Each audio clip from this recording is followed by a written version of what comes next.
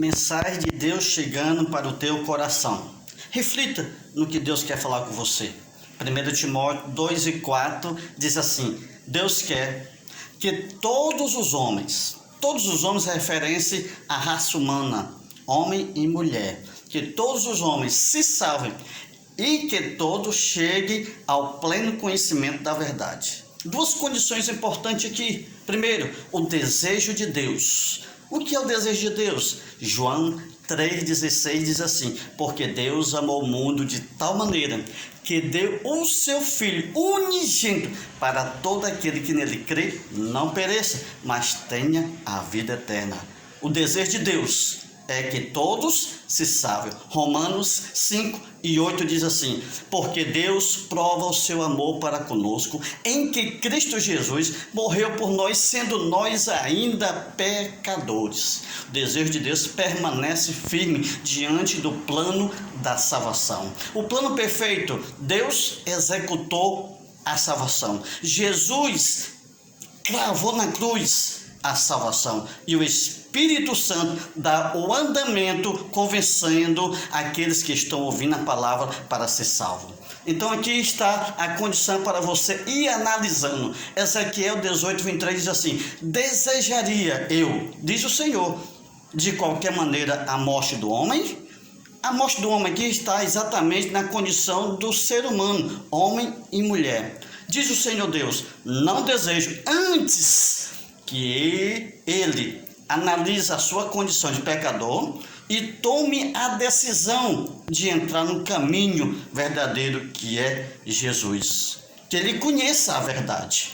Então, Provérbio 14:12 dá a confirmação: há caminho que ao homem parece ser direito, mas o fim desses caminhos são caminho de morte, porque são caminhos de pecado. Apenas aparenta ser um caminho direito, mas no final são caminhos de morte. Por quê? Romanos 6:23 dá a confirmação: porque o salário do pecado é a morte.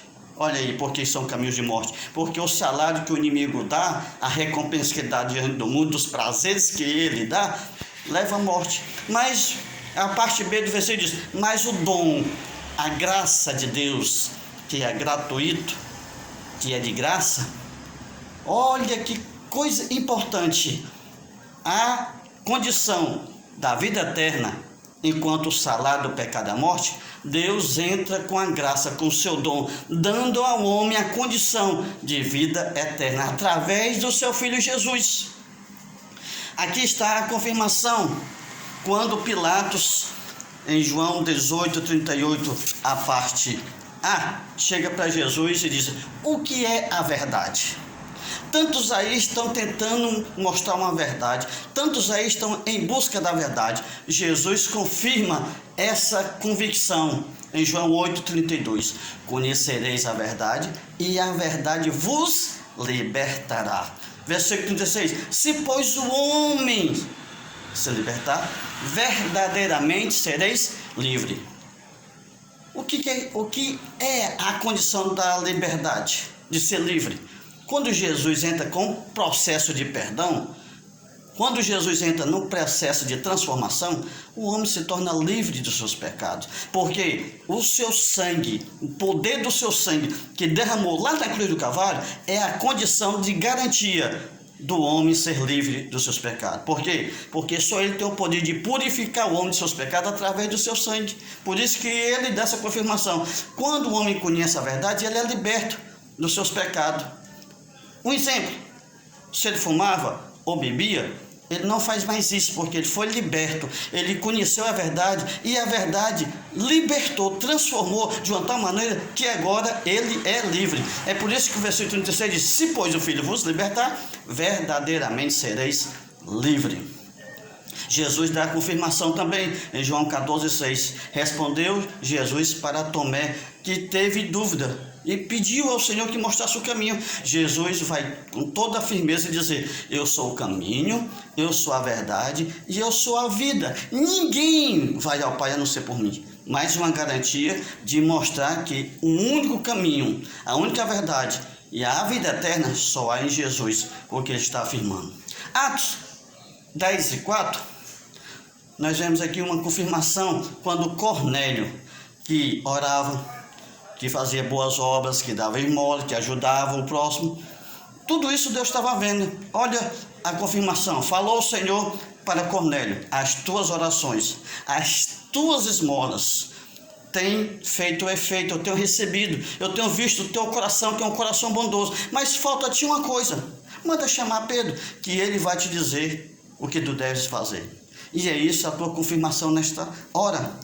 Você pode ter tido boas obras, fazer boas obras, ser uma pessoa de bem, mas falta só uma coisa, que é aceitar Jesus como Senhor e teu Salvador. Foi exatamente o que Pedro foi para a casa de Cornélio, anunciar a Jesus como Senhor e Salvador. E quando eles ouvem a palavra, diz que o Espírito Santo caiu naquela casa, naquela família, de uma tal maneira que todos foram cheios do Espírito Santo.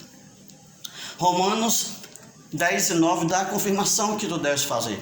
Diz assim: a saber, se com tua boca confessares ao Senhor Jesus Cristo e em teu coração creres que Deus o ressuscitou dentre os mortos, será salvo.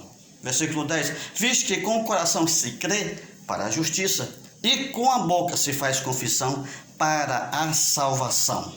Aqui está a confirmação do que está escrito em Romanos 10:17, que a fé vem pelo ouvir a palavra de Deus. Quando Cornélio e sua família ouviu a palavra, o Espírito Santo entrou em ação de uma tal maneira que convenceu a eles dos seus pecados e de uma confirmação que a única maneira de entrar no céu era aceitando Jesus como Senhor e Salvador.